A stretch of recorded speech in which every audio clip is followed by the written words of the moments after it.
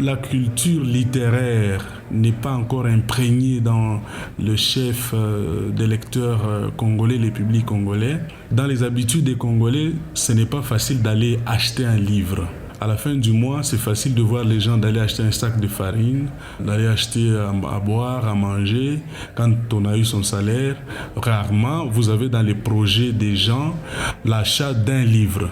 Et d'ailleurs, les livres qui sont achetés dans notre pays, généralement, c'est des livres pédagogiques, des manuels pédagogiques qui sont exigé dans les écoles, n'est-ce pas, du pays. On vous dit mathématiques chez nous, religion, voilà, tel livre. Mais aller acheter de la littérature pure, de la littérature science-fiction, c'est rare. Il y a quelques personnes qui sont habituées à aller acheter. Lorsque vous produisez un livre en 1000 exemplaires, c'est facile de le classer ou de le distribuer. Le vendre, c'est un problème. Vous savez, là-bas, les livres, les circuits littéraires, c'est une industrie. Vous avez un comité de lecture sérieux, vous avez un label sérieux, vous avez un service de communication dans une maison d'édition, vous avez un service de marketing. Quand vous êtes publié, il y a plusieurs services qui entrent en jeu pour la visibilité de votre ouvrage. Et vous avez des grandes librairies où on vous vend. Malheureusement ici, les maisons d'édition sérieuses, il n'y en a pas plusieurs. Et lorsque quelqu'un vient chez vous déposer un texte pour qu'il soit édité, vous donnez juste l'autorisation. Non, sous d'autres cieux, il y a un comité de lecture, on vous lit, on vous dit ça ne passe pas, cette phrase n'est pas intéressante. Est-ce que cet avis ne pourrait pas être relativisé? On soigne, on travaille votre texte. C'est ça qu'on appelle maison d'édition. Malheureusement, il n'y en a pas ici. Comme il n'y en a pas ici, on est obligé de passer sous d'autres cieux. Lorsque vous êtes dans une maison d'édition sérieuse, vous voulez publier par exemple en droit. Il y a des spécialistes de droit dans cette maison d'édition qui vont lire votre texte, le critiquer avant qu'il ne soit mis à la disposition du public. Et donc, quand un livre a été critiqué, analysé dans la maison d'édition, la matière est potable lorsqu'elle est publiée. Merci d'être avec nous. Vous venez de suivre le propos du professeur ordinaire et sénateur de la République démocratique du Congo, Christian Kunda Motoki, en 2018, alors à une époque où le paysage éditorial de ces pays était marqué par une carence d'éditeurs reconnus et professionnels.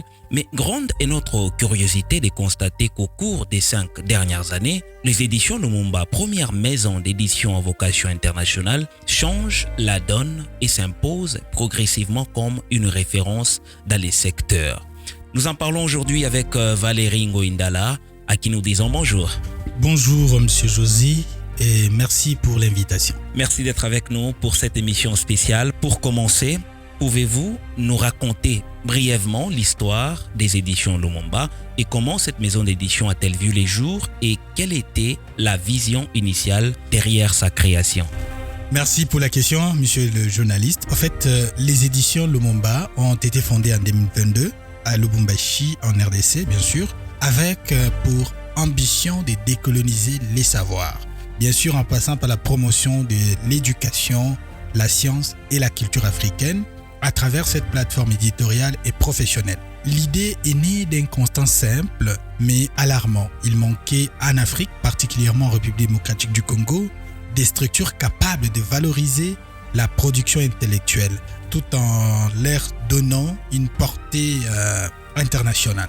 Alors, inspiré par bien sûr l'héritage de notre héros national, qui est un symbole de l'unité, la souveraineté, la dignité et l'engagement non seulement congolais mais aussi panafricain, nous avons voulu bâtir une maison d'édition qui incarne ces idéaux et donc ces valeurs, car nous avons compris que les intellectuels africains, de manière générale, demeurent encore sous cette emprise d'une colonisation que nous appelons une colonisation intellectuelle.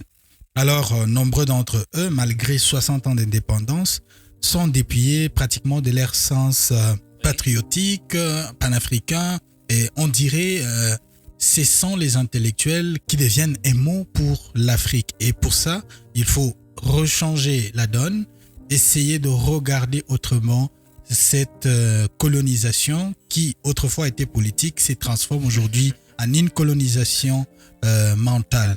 Et donc, voilà brièvement la vision ainsi que l'objectif. Donc, notre objectif, c'est justement de fournir la voie aux chercheurs, aux écrivains, aux penseurs africains, tout en brisant ces barrières d'accès d'ailleurs à l'édition qu'on dit d'outre-mer ou les éditions occidentales, etc., qui ont fortement dominé le marché du livre, comme vous l'avez souligné d'ailleurs avec l'élément du professeur Christian Kunda Motoki que j'ai sali en passant. Donc, c'est cette barrière que nous voulons briser en imposant une nouvelle dynamique où il y a deux professionnels engagés à travers l'Afrique, à travers le monde, qui se mettent d'accord pour promouvoir et décoloniser les savoirs africains. Voilà un peu de manière générale la vision ainsi que l'objectif des éditions Lumumba. C'est une vision à la fois ambitieuse et inspirante. Vous avez évoqué la promotion de l'éducation et de la science africaine. Pouvez-vous nous donner des exemples concrets des publications ou des projets qui illustrent cet engagement, bien sûr? Effectivement, en fait, nos publications, de manière générale, je ne sais pas si vous avez eu le temps de parcourir notre bibliothèque. En fait, toutes ces publications s'articulent autour de trois axes clés, dans l'éducation, la science et la culture. Alors donc, je peux dire ici qu'on ne publie pas n'importe quoi, mais plutôt nous publions un savoir dans le but de le vulgariser, et ces savoirs doivent être bien peaufinés et utiles. Et lorsque nous produisons par exemple manuels scolaires ou académiques qui sont adaptés au programme de l'enseignement, que ce soit l'enseignement dans les écoles, tout comme dans les universités, instituts, etc., cela se réalise dans le but de renforcer bien sûr l'éducation. Et donc, à travers chacun de ces projets, notre souci est de voir un impact local, mais aussi national et panafricain qui soit considérable, tout en respectant bien sûr les standards scientifiques internationaux. Et cela est bien dû bien sûr à des collaborations, parce que vous l'avez constaté, notre comité scientifique au sein des éditions Lumumba est constitué non seulement des acteurs congolais, mais également des acteurs venus de partout à travers l'Afrique et voire au-delà. Et donc, nous impactons positivement, pour répondre à votre question, de manière à ce que les élèves, les étudiants, les enseignants, les chercheurs et même les décideurs politiques puissent accéder à notre savoir produit en Afrique par les Africains pour les Africains. C'est ça aussi notre but. On ne peut pas produire un savoir et uniquement pour l'exposer à l'extérieur. Et lorsqu'on meurt, comme la plupart des professeurs, on ne retrouve nulle part votre livre, que ce soit dans votre université, dans les bibliothèques locales, mais on le retrouve virtuellement sur le moteur de recherche et ça coûte cher. Et malheureusement, c'est cette décolonisation que nous sommes en train d'apporter. Donc, c'est nos contributions de manière générale, chers journalistes. À vous entendre parler, vous mentionnez une portée internationale. Alors, je me pose la question de curiosité. Comment parvenez-vous à faire rayonner les éditions Lumumba au-delà des frontières tout en restant solidement ancré à Lubumbashi? Effectivement, c'est une question qu'on nous pose très souvent. Lubumbashi, comme vous le savez, c'est une ville dynamique qui est d'ailleurs un carrefour des cultures, des savoirs, et ça nous connecte directement aux réalités du continent africain. Lorsque nous sommes à Lubumbashi, on a la facilité de rencontrer un Zambien, on a la facilité de rencontrer un Togolais, un Nigérian, on a la facilité de rencontrer quelqu'un de l'Afrique du Sud, etc. Donc, c'est cette collaboration, ces rencontres qui nous poussent justement à créer en quelque sorte, à élargir notre réseau. Donc, nos collaborations aussi avec des plateformes telles que AfriScience, qui est l'univers scientifique africain, assure bien sûr la distribution de nos livres, que ce soit en version papier ou en version électronique, et c'est là à l'échelle internationale. Mais également, nos publications sont référencées et accessibles sur des bases scientifiques reconnues à l'échelle internationale, ce qui confère à nos publications une visibilité dans les milieux universitaires. Donc, l'impact aussi de la technologie est là, bien qu'on soit à Lubumbashi, mais également, nous sommes visibles à l'échelle internationale au travers les contacts directs, au travers les plateformes numériques, au travers aussi des partenaires. Donc, au-delà, nous participons aussi à des salons des livres, des conférences scientifiques, ce qui nous permet bien sûr de nouer des partenariats stratégiques avec d'autres éditeurs. Et je salue ici les éditeurs et qui font partie du syndicat national des éditeurs congolais, mais également des universités, des centres de recherche, etc. Donc, il y a toute cette dynamique qui permet à notre maison d'édition de ne pas stagner à l'échelle locale ou à l'échelle nationale, mais plutôt de s'imposer à l'échelle internationale. Mais déjà, je remercie aussi l'équipe des communications des éditions Lumumba, qui est très, très active et très forte, dirigée par Monsieur Dupin. Et cette équipe est vraiment forte dans la promotion, que ce soit sur les œuvres que nous publions, que ce soit sur nos événements, nos activités. Elle est très active sur les réseaux sociaux, en plus bien sûr de notre plateforme web. Et tout ça, ça donne vraiment une forte visibilité aux auteurs qui publient chez nous à l'espace international. Donc Lubumbashi n'est pas pour nous un frein, mais c'est plutôt pour nous une opportunité de s'ouvrir au monde. Parce que ce qui est international avant tout doit être local. Voilà. Ce qui est international doit être avant tout local. Exactement. Quels sont les principaux défis auxquels vous êtes confrontés en tant que maison d'édition internationale basée en RDC et comment les surmontez-vous, M. Ndala? Les défis sont vraiment énormes, cher José. En fait, ici, je vais juste épingler quelques-uns. Le premier, c'est notamment les défis d'ordre financier. Comme vous le savez peut-être, les domaines éditoriaux demandent beaucoup d'investissement parce que justement, on ne reçoit pas des subventions, nous ne sommes pas exonérés, donc on n'a pas l'aide extérieure sur laquelle nous pouvons compter. Alors, pour contourner cela, bien sûr, nous avons mis sur place un modèle économique mixte et donc qui combine les ventes et les prestations éditoriales où nous avons bien sûr les offres qui sont calquées sur les besoins de nos auteurs et chaque auteur sollicite une édition en fonction de ses moyens, en fonction aussi de ses perspectives. Et donc ça c'est le premier défi, les défis financiers, mais les seconds c'est aussi les défis liés à la distribution. Nous sommes dans un environnement où le route pose problème, l'accessibilité, on ne peut pas facilement aller d'une province vers une autre, etc. Mais le numérique devient alors notre, je dirais, l'outil de base qui nous permet de transcender ces défis parce que justement aujourd'hui nous avons la facilité de livrer nos produits à travers la RDC, à travers l'Afrique, mais aussi partout dans le monde, au travers bien sûr les contacts numériques parce que avec bien sûr les barrières liées aux librairies physiques, ça nous pose énormément de problèmes, mais le numérique nous facilite ces contacts et également nous avons mis sur pied bien sûr le point focaux à travers le pays, mais également à travers les provinces du pays, tout comme aussi à l'extérieur de l'Afrique, qui nous permettent justement d'assurer la livraison en temps réel et nous communiquons aussi avec d'autres agences spécialisées en logistique, voilà, de manière globale. Dans votre intervention en ce qui concerne les défis rencontrés, vous avez mentionné les offres de publication. Pouvons-nous en savoir plus? Parce qu'il y a certains auteurs qui cherchent peut-être à publier aux éditions Lumumba, mais qui ne savent pas comment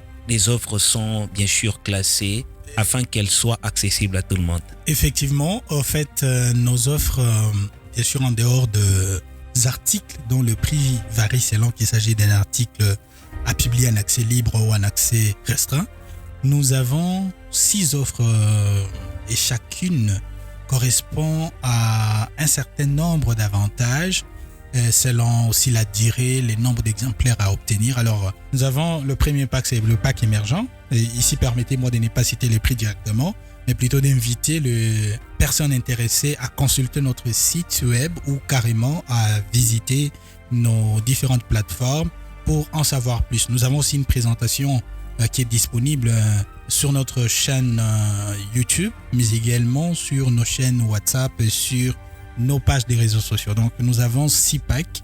Le pack émergent, pack évolution, pack prestige, pack excellence, pack élite, ainsi que le pack suprême dont vous avez parlé. Donc, et chaque pack a ses avantages, mais également, je ne sais pas, peut-être aussi les inconvénients.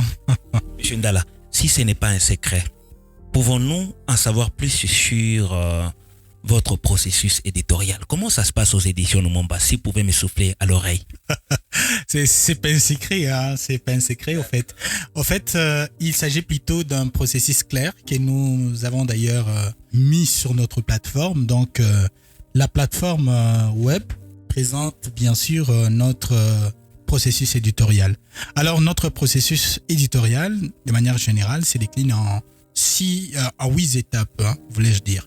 Et la première, c'est les dépôts du manuscrit, c'est-à-dire l'auteur qui vient chez nous doit déposer le manuscrit. Commence par les dépôts de son manuscrit, qui sera, bien sûr, parce qu'il y a certains auteurs qui nous disent quelle est la garantie que mon manuscrit ne serait pas exploité en dehors du processus éditorial avant l'apparition. Nous avons notre politique d'archivage et de confidentialité qui est des strictes applications au sein des éditions Lumumba.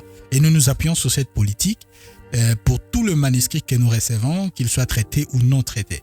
Et donc, les auteurs ne doivent rien craindre parce que nous sommes, comme vous le savez déjà, une maison d'édition très sérieuse, reconnue, ayant un siège, avec une équipe organisée, très professionnelle et avec un nom, bien sûr, au-delà de tout. Alors, nous avons bien sûr cette première étape. L'auteur doit déposer le manuscrit. Après les dépôts, il y a l'équipe éditoriale qui va faire ce que nous appelons une sélection préliminaire. C'est-à-dire, l'équipe éditoriale va examiner est-ce que le manuscrit est publiable en fait. Ce n'est qu'une étape où l'on essaie de voir est-ce que le contenu est conforme à notre ligne éditoriale, est-ce que les écrits peuvent être utiles au public. Voilà, on essaie juste un peu de voir un aperçu global du manuscrit. Et lorsque le manuscrit est sélectionné, on envoie un retour à l'auteur et c'est à ce moment-là qu'intervient la signature du contrat comme troisième étape. Et donc, c'est à ce niveau que, bien sûr, l'auteur va également valider la facture liée à l'offre choisie. Et après cette étape, bien sûr, vient la création de la maquette. Et là, l'auteur et l'éditeur collaborent pour élaborer une maquette ensemble qui reflète, bien sûr, les ambitions de l'auteur et la qualité des éditions Lumumba. Et c'est donc la quatrième étape, la création de la maquette. Et la cinquième, c'est justement l'examen scientifique. Là, les éditions choisissent des membres du comité scientifique qui vont exploiter l'ouvrage en profondeur pour suggérer les potentielles modifications, suggestions et autres à l'auteur. C'est juste après, quand l'auteur va appliquer, que nous passerons bien sûr à la sixième étape qui est la correction linguistique. Nous soumettons à nos correcteurs, donc nos relectrices, nos relecteurs également, parce que nous en avons des femmes tout comme des hommes. Et ils vont faire le travail de toilettage linguistique, donc la grammaire, la syntaxe, l'orthographe, etc. Voilà. Exactement. Alors, lorsqu'ils évaluent ce manuscrit de manière globale, donc la correction linguistique, nous allons maintenant passer aux autres étapes, dont les étapes administratives principalement, notamment le dépôt légal, l'attribution des numéros à ISBN, EAN, DOI, etc. Tout ça pour donner maintenant le go à l'ouvrage, c'est-à-dire la huitième étape qui est la vente et la distribution ainsi que la promotion du livre. Voilà un peu, donc il n'y a pas de secret. Chez nous, tout est clair et je vous invite aussi à aller visiter www.editionlumumba.com. Oui, nous le ferons avec responsabilité. Un mot de la fin pour nos auteurs, Monsieur Valéry. Que peuvent-ils attendre des éditions Lumumba dans les jours ou dans les années à venir? Sinon, ça a été un plaisir de vous rencontrer. Merci Monsieur Lumumba. En fait, je dirais simplement qu'ils peuvent s'attendre à plus d'innovation, de production, mais également plus d'auteurs engagés, mais aussi à plus de collaboration, que ce soit à l'échelle panafricaine, tout comme à l'échelle mondiale. Bien sûr, la grande équipe des éditions Lumumba prépare aussi des nouvelles surprises. Je ne sais pas tout dire ici. En plus, bien sûr, de ce que je venais de dire. J'invite donc le grand public ainsi que tous nos lecteurs à s'attendre à des surprises remarquables, tout simplement. Et aussi, nous souhaitons, bien sûr, au niveau de l'équipe d'administration, organiser notre présence dans les établissements scolaires et universitaires. Parce que justement, avec cette question de la colonisation mentale, nous nous sommes rendus compte que les éditions qui travaillent en Afrique sont généralement perçues comme moins intellectuelles, moins valeureuses.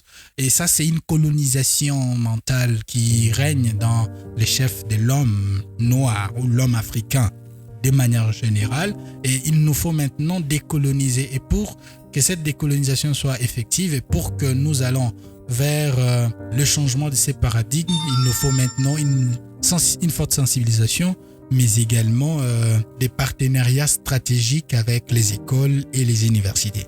Merci à vous, Monsieur Valérie Ngoindala, pour cet échange passionnant, surtout qui nous a aidé à réfléchir, et continuer à réfléchir. Chers auteurs, vous savez déjà ou désormais tout ou presque sur les éditions Lumumba. Restez connectés pour d'autres émissions qui célèbrent l'intelligence, la créativité et la résistance africaine. À très bientôt.